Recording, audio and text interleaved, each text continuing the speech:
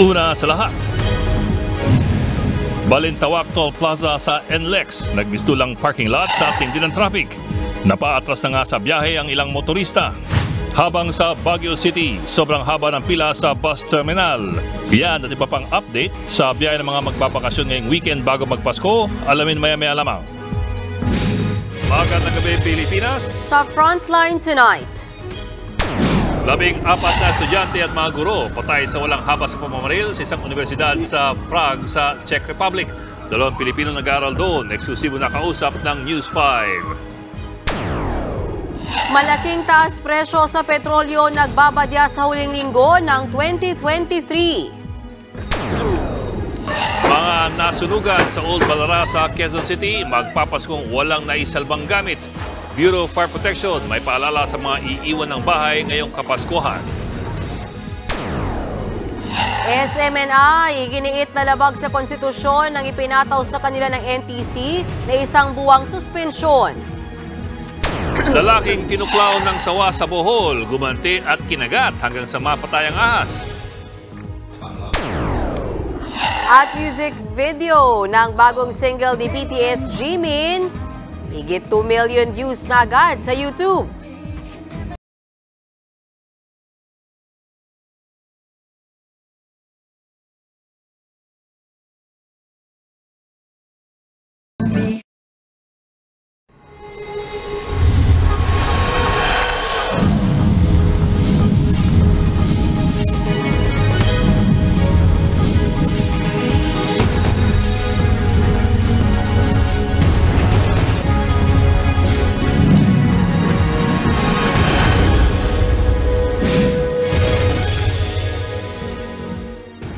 Magpapaskong walang bahay ang ilang pamilyang nasunugan sa Quezon City. May paalala naman ng mga bumbero sa mga kapatid nating iiwan ang kanilang bahay ngayong magpapasko. Nasa frontline ng balita yan si Marian Enriquez.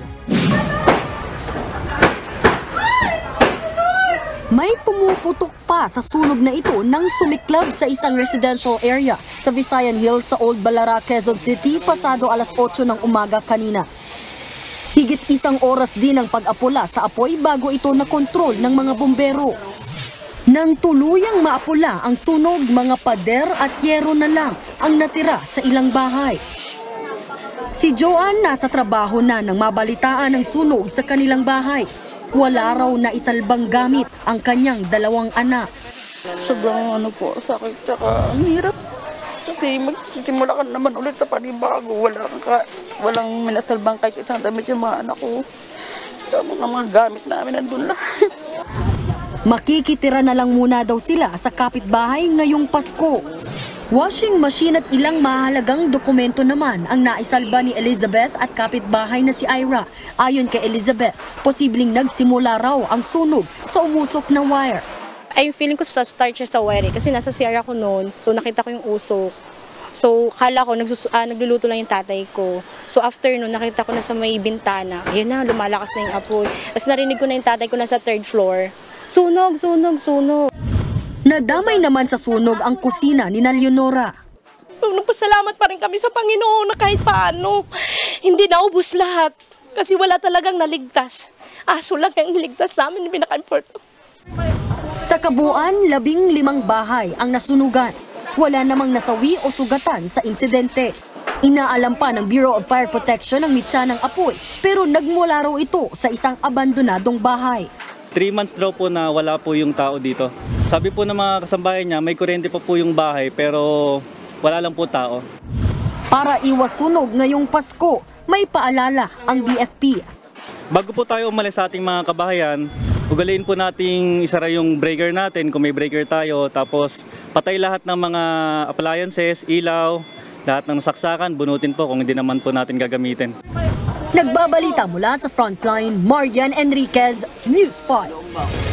Napaatras sa biyahe ang ilang motorista na makita ang matinding traffic sa NLEX. Hanggang ngayon, pahirapan pa rin ang biyahe. Nasa Frontline balitang yan si Gerald de la Peña. Nagbistulang parking lot na ang entrada ng Balintawak Toll Plaza sa NLEX ngayong gabi. Lagpas kalahating kilometro ang haba ng pila sa northbound lane Toll Plaza ng mga uuwi pa norte ngayong magpapasko. Sa pagtataya ng NLEX, 30,000 na sasakyan ang dagdag na daraan sa expressway ngayong gabi hanggang January 2. 300,000 ang daily average vehicle volume dito. Kaninang hapon, may mga motorista nang umatras sa biyahe nang makita ang matinding traffic sa NLEX. Isa riyan si Alvin na uuwi sana ng Bulacan. Baka hindi na siguro pagtapos na ng Christmas. Ganun din naman, makikita-kita rin na. Ubus oras, tsaka yung gas, ang mahal ng gas ngayon. Kailangan talaga pagka ganyan, prepared ka. May iba namang sinuong pa rin ng traffic, gaya ni Bads na pauwi ng Pampanga. Pero nangunsumi siya sa RFID. May sensor na nga tayo pero mabagal. Tapos, ngayon ito, walang load dito. O, bibili ka ng load, wala. Dahil di bihasa sa paglo-load gamit ang e-wallet, napapila na lang siya sa CashLink. Nagpakalat na raw ang NLEX ng 1,500 na personnel na tutulong sa katulad ni Bads at tatao sa mga dinagdag na CashLink. Aminado naman ng NLEX management na hindi maiiwasan ang pagbagal ng trapiko, lalo na sa mga toll plaza sa Balintawak, Mindanao Avenue, Karuhatan, Tarlac at Bukawi. Dito sa Balintawak, actually, ginagawa po namin from normally 3 cash days lang po yung pwedeng dumaan yung mga magbabayad ng cash. Ginawa na po nating 5 kanina. And doon po sa Tarlac, kung saan nagkaroon nga po ng pagpila, nagdagdag naman po tayo ng portable booths doon sa tabi ng plaza. Sa Baguio City naman, napakahabang pila ang bumungad sa bus terminal. Ngawit na ang mga pasahero habang bitbit ang kanilang bagahe dahil wala nang maupuan. Ngayon ko lang maranasan ng ganitong pumila ng ganitong Kanina pa kami, mga 11. Kakapila lang namin pero ayun nga, na-shock kami sa haba ng pila. Ayon sa mga kumpanya ng bus, sabay-sabay ang bugso ng mga pauwi ng iba't ibang probinsya sa norte at mga turista. Naiipit din daw sa traffic ang ibang bus. Meron naman daw silang special permit mula sa LTFRB para sa mga dagdag na bus, lalo na yung mga Patarlac at Pangasinan. Marami kaming bus, dito lang 5 lang, marami kami sa baba. Pero yung bus naman namin, okay naman po, marami kami nakandang bus, 120 units. Hanggang sa Parañaque Integrated Terminal Exchange o PTEX na sakayan ng mga pa-South Luzon, mahabang pila ang bubungad sa mga ticketing booth. Sold out na nga halos lahat ang mga ticket. Sa gitna ng dagsa ng mga commuter, nag-inspection kanina sa PTEX si Transportation Secretary Jaime Bautista. Yan ay para tiyaking sapat na ang security sa PTEX na sinita ng MMDA kahapon. Ang PITX kasi on their own meron din silang mga security, no? Meron din tayong mga PNP, no? So sa tingin ko naman sapat yung security personnel ng PITX. Nagsagawa rin ng drug testing sa mga driver at wala namang nagpositibo. Nagbabalita mula sa Frontline, Gerard de la Peña, News 5. Sa mga motorista ngayon palang babiyahe, magpa-full tank na po kayo bago ang pahabol na big-time oil price hike sa huling linggo ng 2023. Hanggang piso at 60 sentimo ang nagbabadyang taas presyo sa kada litro ng gasolina at diesel sa susunod na linggo, habang halos 2 piso naman ang posibleng dagdag sa kada litro ng kerosene. Ayon sa Department of Energy, tataas ang presyo ng petrolyo dahil umiiwas na ang mga oil tanker na maglayag sa Red Sea. Bunsod yan ang sunod-sunod na pag-atake ng grupong Houthi sa mga dumadaang barko roon. Nakakaapekto pa rin daw sa presyo ng petrolyo ang patuloy na giyera ng Israel at Hamas. Sasalubungin pa rin ng karamihan ng mga Pilipino ang bagong taon na puno ng pag-asa. Yan ay kahit pa maraming Pilipino ang nanatiling mahirap. Nasa frontline balitang yan si Gio Robles. Masagana pa ring ipagdiriwang ng maraming Pinoy ang Pasko ngayong taon. Base sa survey ng Pulse Asia, 41% ng mga Pilipino ang isa-celebrate daw ang Christmas gaya noong 2022. Sa kabila naman ng mga pagsubok, sasalubungin pa rin daw ng halos lahat ng mga Pinoy ang 2024 na may pag-asa. Yan ay kahit pa marami pa rin sa ating mga kababayan ang nananatiling mahirap. Sa tala ng Philippine Statistics Authority, higit 22% ng populasyon ng bansa ang maituturing pa ring mahirap o di kumita ng halos 14,000 pesos kada buwan sa unang 6 na buwan ng taon. Katumbas yan ng higit 25 milyong Pilipino, mas mababa kumpara noong 2021. Nakatulong daw ang tuluyang pagbubukas ng ekonomiya matapos ang pandemya. Pero kahit bumaba ang bilang ng mahihirap, di naman daw ibig sabihin na lahat pa rin ay may maihahandang pang Noche Buena. Malaki pa rin yung number of poor people that could not meet those. So to say that everybody can have Noche Buena is, maybe exaggeration because we do know that there are many people around us who remain to be poor and they deserve our utmost attention. Tinututukan na raw ng gobyerno ang problemang yan sa ilalim ng programang Trabaho para sa Bayan at Pambansang Pabahay para sa Pilipino, gayon din ang Walang Gutom 2027 Food Stamp Program. Katunayan ngayong araw, nakabili na ng mga pagkain ang mga benepisyaryo ng programa gamit ang binigay sa kanilang EBT card sa Tondo, Maynila. Kagaya ni Marites na masayang magpapasko dahil sa nakuhang ayuda. May pang Noche Buena na kami, may ipang Christmas na kami. Noon talaga namang problema kami dahil siyempre sa kita ng asawa ko, kita ko kunti lang. Bukod sa tulong na pagkain, may training at job programs din ang DOLE at TESDA. Target ng gobyerno na palawigin pa ang food stamp program para maabot ang 1 milyong pamilyang benepisyaryo hanggang 2027. Nagbabalita mula sa Frontline, Gio Robles, News 5.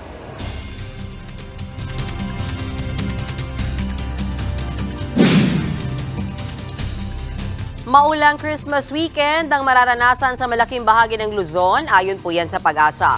Ngayong gabi po hanggang bukas, magiging maulap ang papawirin na may kalat-kalat na ulan sa Cagayan, Isabela, Aurora, Quezon, Camarines Norte at Kalayaan Islands. Makulimlim din at may mga pag-ulan sa Metro Manila, Cordillera, natitirang bahagi ng Cagayan at Ilocos Provinces. Gayon din sa Cavite, Laguna at Rizal. Kaya ingat po sa biyahe, lalo na kung madulas ang kalsada bunsod ng pag-ulan. Magpapatuloy ang ganitong panahon sa buong weekend hanggang sa Lunes, araw ng Pasko. Maaring umabot pa ang maulang panahon hanggang sa Miyerkules, December 27. Dulot po yan ang sabayang epekto ng amihan, easterlies at shear line o salubungan ng mainit at malamig na hangin. Gayon din ang trough ng low pressure area sa labas ng bansa at localized thunderstorms. Naipon ang mga pasahero sa Manila Northport ngayong huling weekend bago magpasko. Ang ilan sa kanila magdamagdang nasa pantalan matapos maantala kahapon ang kanilang mga biyahe. At live mula sa Manila Northport, nasa frontline ng balitang yan si Elaine Pulhencio. Elaine, kamusta ang sitwasyon dyan? May mga nagla-last minute Christmas shopping, may mga nagla-last minute travel din dito sa Manila Northport Terminal. Ang ilan sa kanila napilitan ng dito matulog dahil naantala ang kanilang biyahe kahapon. Alas 9 kagabi dapat ang schedule ng biyahe ni Lourdes na pauwing Bacolod para doon magpasko. Pero naantalang pagsakay nila ng barko dahil sa sama ng panahon. Kaya 10:30 ngayong gabi ang kanilang biyahe. Mas pinili raw nilang sumakay ng barko dahil pwede nilang tabihan ang kasama nilang alagang aso basta kompleto sa dokumento. Pag Sir Lynn kasi mas na-separate sila. At least kung sa barko kami, mapupuntahan. So parang hindi sila malulungkot. Daan-daang pasahero na biyaheng Bacolod, Iloilo ang apektado ng delay kahapon. Alas 4 ng madaling araw bukas ang biyahe nila. Si James naman bukas pa ang biyahe pa Palawan pero inagahan na ang punta sa pier. Baka maiwan din ng barko. Mas mahirap na. Marami ko pa kasing dala eh. Kanina, ininspeksyon ni Transportation Secretary Jaime Bautista ang pantalan. Pati loob ng barko, sinilip ng kalihim para masigurong ligtas ang mga biyahero. Sinita rin niya ang mga naantalang biyahe kahapon. Well, dapat meron tamang communication and coordination, no? Kaya ang PPA together with mga operators ay palaging nakikipag-coordinate with each other, communicate with each other, no? Kung merong delay, merong cancellation, no? Dapat abisuhan yung mga pasahero, no? Depensa naman ng isang shipping company, nagte-text blast sila sa mga pasahero. Kami naman po ay nagbibigay ng mga advance na anunsyo sa ating mga pasahero. So ang pakiusap po namin at the time of booking, pakideclare po ang tamang mga numero. Ayon sa Philippine Ports Authority, nasa 300,000 ang inaasahang pasahero ngayong araw sa mga pantalan sa bansa. Mas marami rin daw ngayon ang inaasahang biyahero sa mga pantalan mula December 16 hanggang January 5, na aabot sa 5.1 million kumpara sa 4.7 million na biyahero noong nakaraang taon. Nasa red alert status pa rin naman ang buong Pantalan para matiyak ang kaligtasan ng mga pasahero. Tiniyak din ng Philippine Coast Guard na walang mag-overload sa mga barko. Nagbigay po tayo ng very clear na instructions na dapat may manifesto. Hindi ko po ito-tolerate ng aking mga tauhan na magpapalusot ng biyahe na walang manifesto. Ayon sa Philippine Coast Guard, tuloy-tuloy na ang biyahe dito sa Manila North Port Terminal dahil wala namang namumuksama ng panahon sa buong bansa. And nagpahalap na rin ng mga pulis na magbabantay sa seguridad at aalalay sa mga pasahero dito sa Manila North Port Terminal. Yan muna ang latest, balik sa inyo po. Maraming salamat, Elaine Fulgencio. Susunod, lalaki sa Bohol kinagat hanggang sa mapatay ang ahas na tumuklaw sa kanya.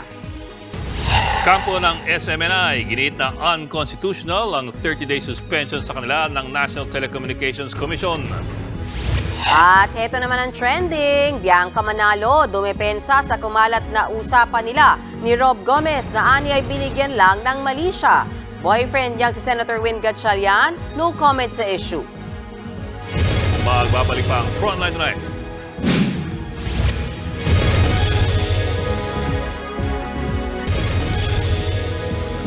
Kakaiba ang nangyari sa Bohol. Isang lalaki ang tinuklaw ng sawa. Pero hindi siya nagpatalo at kinagat niya ang ahas hanggang sa mapatay niya ito. Nasa Frontline Balitang yan si Jana Roa.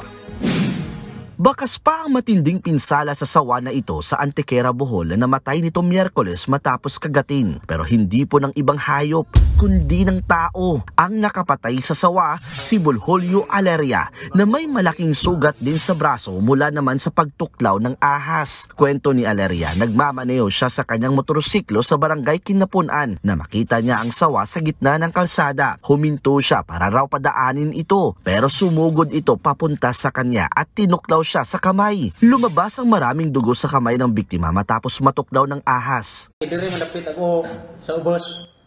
Nandito na banda yung ulo ng ahas. Mabuti na lang at hindi ako kinagat sa paa. Hinila ko yung ahas ngunit nagpumiglas kaya nasugatan ako dito. Hinawakan sa isa kong kamay ang ahas kaya doon kinagat ko ang leeg. Hindi ko yung kinagat. Mapapatay ako. Habang nakakagat at nakapulupot sa kanyang braso ang sawa, hinawakan daw ni Aleria ang ulo nito at sa kanya ito kinagat sa leeg. Kung masugatan ko lang ang leeg ng ahas, luluwag ang pagkakakapit ng ahas. Doon, pagkagat ko, nakuha ko yung balat. Doon, sunod-sunod ko ng pinagkakagat ang ahas. Ang sarap-sarap naman. Napatay ng lalaki ang ahas sa loob ng 10 minuto. Agad din siyang nadala sa ospital sa Tagbilaran City. Ayon sa mga otoridad, isang reticulated python ang umatake kay Aleria. Isa itong uri ng ahas na hindi makamandag. Agad namang inilibing ang napatay na ahas matapos ang insidente. Nagbabalita na sa Frontline, Jana Rua, News 5. Iginiit ng SMNI na unconstitutional o labag umano sa saligang batas ang isang buwang suspensyon sa kanila ng National Telecommunications Commission o NTC. Ayon sa abogado ng SMNI na si Attorney Rolex Suplico, hindi sila nabigyan ng due process. Wala raw nangyaring kahit anong pagdinig sa panig ng NTC. Ibinase lang daw nito ang desisyon sa Kamara kung saan hindi naman daw nabigyan ng sapat na pagkakataong makapagpaliwanag ang SMNI. Ayon sa ilang mambabatas, silabag ng network ang kanilang prangkisa. Buwelta naman ng SMNI, hindi dapat dumepende lang NTC sa kumpas ng Kamara. The order of the NTC violates our rights, the rights of the SMNI as protected by the 1987 Constitution. The NTC has to make its own findings. They cannot expect us to provide evidence against ourselves.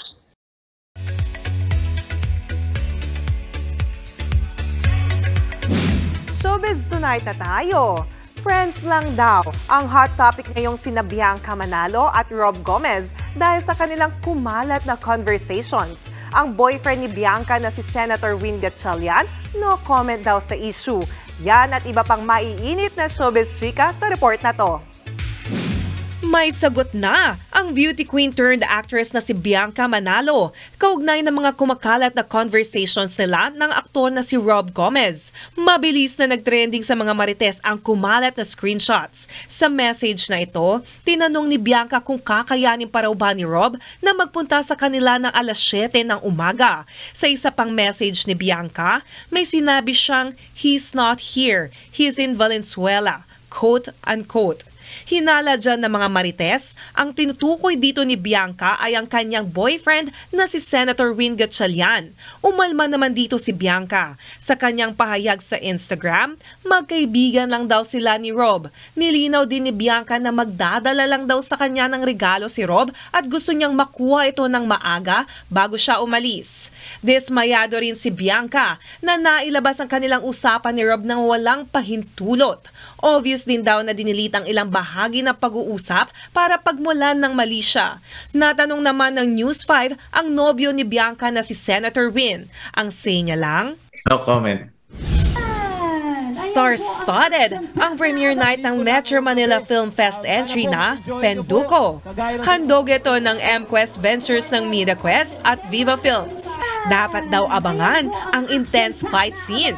Marami kami mga action scenes dito. Marami din mga lessons, no? Mga lessons para sa pamilya, para sa isang individual kung paano ma-achieve yung mga pangarap nila sa buhay. Mapabata o matanda, siguradong ma-enjoy ang pelikula ngayong Pasko. Ginawa natin siyang relevant sa panahon ngayon, sa mga issues ngayon. So it's like a Penduko for the new generation. Pero at the same time, magiging familiar pa rin yung mga, mga generation dati kasi iconic na yan si Penduko. With Epic and Sari Sari, we are from MediaQuest Ventures, one of the producers. Supportahan niyo po kami sa December 25. Mapapanood na sa December 25 ang Penduko sa lahat ng sinihan sa bansa. Exciting na weekend naman sa 2024 ang naghihintay para sa ating mga kapatid. Kapartner na ng TV5 ang 9 Media Corporation o NMC para mas mapalakas ang weekend TV experience nationwide. Simula January 6, mapapanood na sa weekend programming ng NMC ang dalawa sa malalaking programa ng TV5, ang PBA Season 4 Commissioner's Cup at ang #1 noontime show na EAT. Ayon kay TV5 President and CEO Guido Arzabaliero, alinsunod ang naturang partnership sa gusto ni Chairman Manny V. Pangilinan na maghatid ng mga dekalidad na content na accessible sa mas maraming Pilipino. Ang NMC ay available sa free-to-air television. Channel 9 ito sa Manila, Cebu at Davao. Channel 5 sa Zamboanga, Channel 8 sa Bacolod at Channel 12 naman sa Baguio. Available din ito sa Signal Channel 10 at iba pang cable channels sa bansa.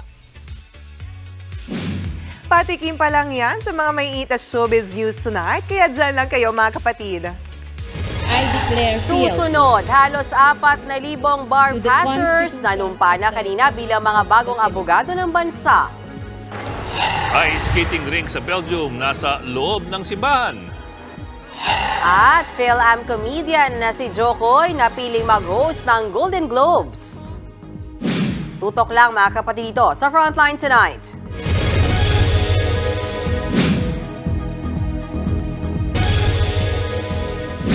Ganap ng abogado matapos makapanumpa kanina ang halos 4,000 nakapasa sa 2023 bar exams. Nasa frontline ng balitang yan si Marlene Alcaide. I declare fealty to the Constitution of the Republic of the Philippines. 3,812 na bagong abogado ang sabay-sabay nanumpa kanina sa SMX Convention Center sa Pasay. Present ang mga maestrado ng Korte Suprema. Isa-isang pinalakpakan ang top 20 bar passers, lalo na ang top 1 na si Efrem Bie mula sa University of Santo Tomas. Pagkatapos ng oath-taking, pumirma sila sa Roll of Attorneys. Sulit ang lahat ng pagod at sakripisyo ng mga bagong abogado, kabilang na ang 62 years old na si Attorney Rose Calacala. Masayang-masaya ako, walang mapagsidlan, kaya nga ako iyak na iyak nung nasa Supreme Court ako kasi hindi ko talaga inasahan na magiging attorney ako or papasa ako. Pero talaga naman kasing from day one, binigay ko na yung best ko sa lahat ng best ko. Kabilang din sa mga nanumpa kanina ang kauna-unahang transwoman na valedictorian ng Polytechnic University of the Philippines at ngayon abogado na si Attorney Ian Gamboa. Isa raw sa kanyang ipaglalaban, equality. The younger transgender women, I want them to be inspired to be more, to achieve the impossible dream. Sa September 2024, gaganapin ang susunod na bar exams. Nagbabalita mula sa Frontline, Marlene Alcaide, News 5. Iginiit ni Defense Secretary Gibo Teodoro na mas paiigtingin pa ng Administrasyong Marcos ang paggiit sa ating karapatan sa West Philippine Sea. Ayon kay Teodoro, kung dati ay panayhintay lang tayo na baka madaan pa sa mabuting usapan ng issue, ngayon mas paiigtingin na raw ng gobyerno ang paglaban sa ating karapatan sa mga teritoryong sakop ng ating exclusive economic zone. Hindi na nagbigay ng iba pang detalye si Teodoro tungkol dito. Matatanda ang sinabi ni Pangulong Bongbong Marcos na ikailangan na ng paradigm shift dahil halos wala raw pag-usad sa tradisyonal na paraan ng diplomasya para maresolba ang mga issue sa West Philippine Sea. Dati, siguro sa ating pananaw, puro appeasement and accommodation and maghihintay tayo ng senyales ng goodwill magmula sa China. Sa ngayon siguro, pag-iingtingin natin ang kailangan natin gawin para sa sarili nating bansa.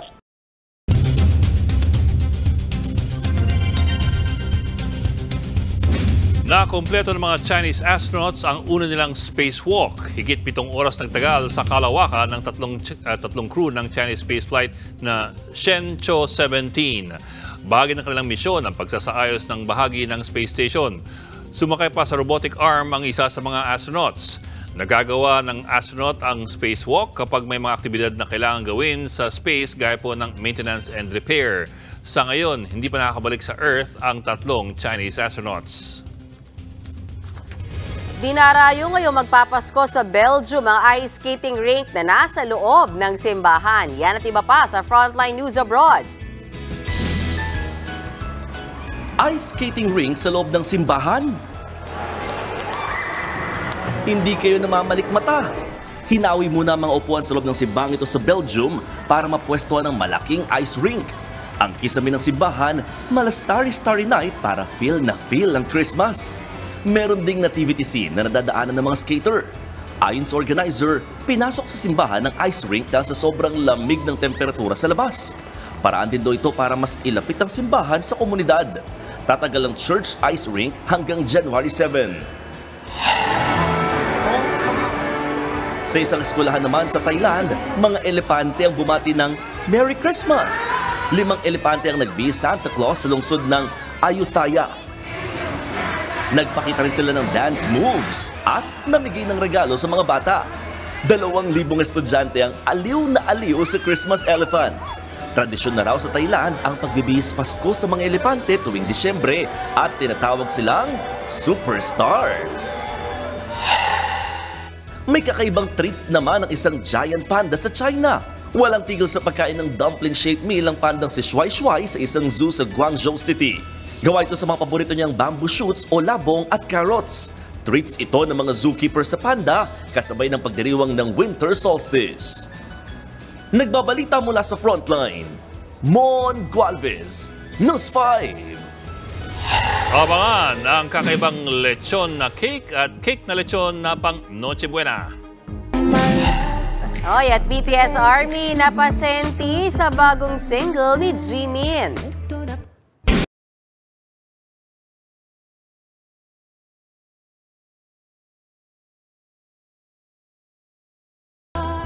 Tuloy-tuloy ang balitaan dito sa Frontline Tonight.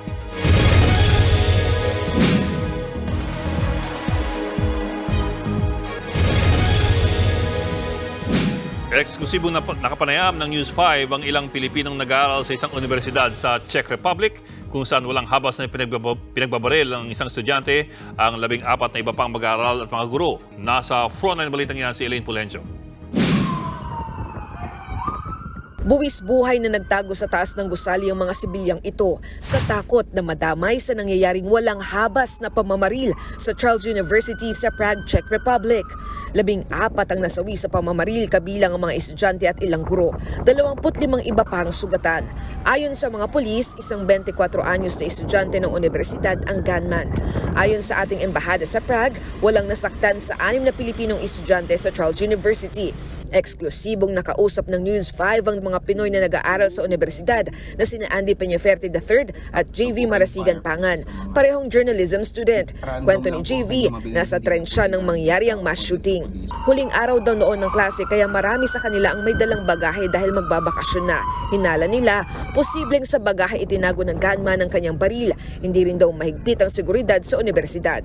Nagsimula po ito yata sa 3rd floor or 4th floor ng building po. It's sa Faculty of Arts. At doon na po siya pupunta sa rooftop at nag-open fire po siya sa mga random lang po ang kanyang mabili, hindi niya po tinarget daw according sa pulisya. Hanggang ngayon, hindi raw sila makapaniwala sa nangyaring pamamaril. Sa huli, patay rin ang gunman pero kinukumpirma pa kung mga pulis ang nakabaril sa kanya. Bago ang mass shooting sa universidad, pinatay din daw ng gunman ng kanyang tatay sa kanilang bahay. Idineklara ng Czech government ang December 23 bilang araw ng pagluluksa at pag-alala sa mga biktima ng pamamaril. Nagbabalita mula sa frontline, Elaine Fulgencio, News 5.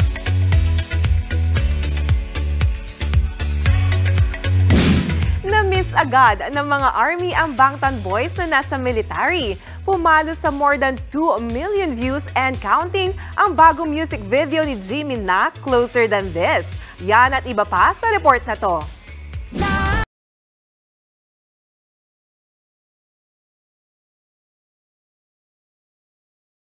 Yan ang music video ng bagong single ni BTS Jimmy na Closer Than This. Heartwarming ito sa mga ARMY, lalo tampok sa video ang ilang throwback videos ng BTS nang mag-debut sila. Featured din sa MV ang memories ng Bangtan Boys with their loyal armies. May more than 1.7 million views agad yan, 5 hours matapos itong ilabas sa YouTube. Nasa military na ngayon ang lahat ng BTS members. Sa 2025 sila inaasahang mag-reunite. Pinoy Pride naman ang hatid ng sikat na comedian na si Jokoy. Matapos siyang mapiling mag-host ng prestihiyosong Golden Globe Awards. Inanunsyo yan mismo ng Golden Globes Online. Say na award-winning body, tiwala raw sila kay Jokoy na dadalhin niya ang kanyang A-game sa mismong awards night. Feeling extra special naman si Jokoy dahil dito. Gaganapin sa January 7 sa The Beverly Hilton Hotel sa California ang 81st Golden Globes. And it's going to be me the whole time. Your host, Joe Coy, Golden Globe Awards. And I can't wait to see you guys there. I love you.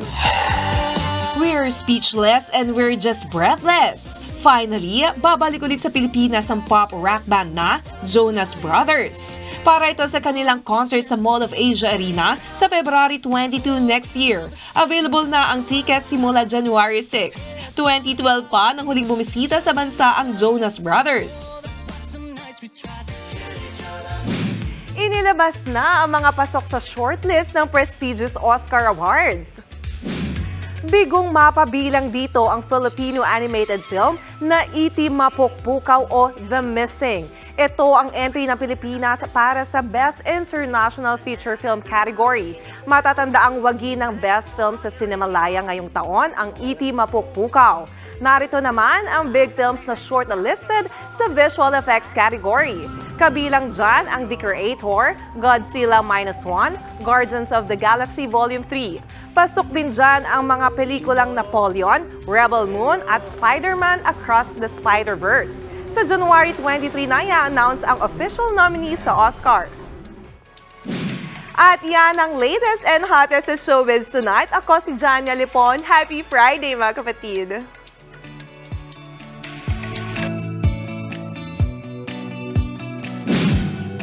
Mabibilib ka na sa BTS, no? Nasa army na pala silang lahat, pero araw-araw mayroon pa rin tayong story tungkol sa kanila. Mabibilib ka sa writers natin. Oo. O, diba? Talagang nakukuha ka din. O, diba? Matindi sila. Mahusay. Lalo na pag makalabas yan. Diba? Patok na pamalit sa tradisyonal na lechon panghanda sa Noche Buena ang cake na mukhang tunay na lechon. Hoy, meron ding legit na lechon na may twist. Ang ating pabaong pampagutom, Pampa-Good Night, sa report ni Laila Pangilinan.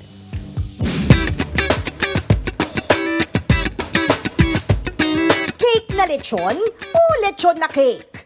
Malilito ka talaga sa hyper-realistic cake na ito sa 13 Martires, Cavite. Aakalain mong totoong lechon dahil mukhang crispy at crunchy.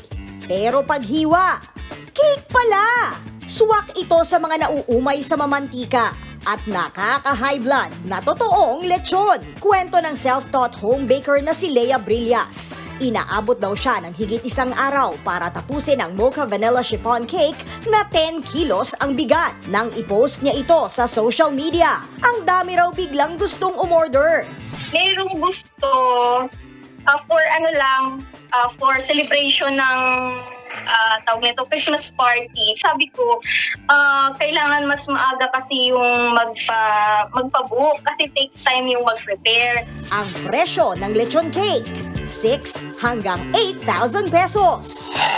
Sa mga hindi naman makatiis at gusto pa rin ang malutong at juicy na lechon, gumawa rin ng kakaibang cake ang isang caterer sa Coronadal City.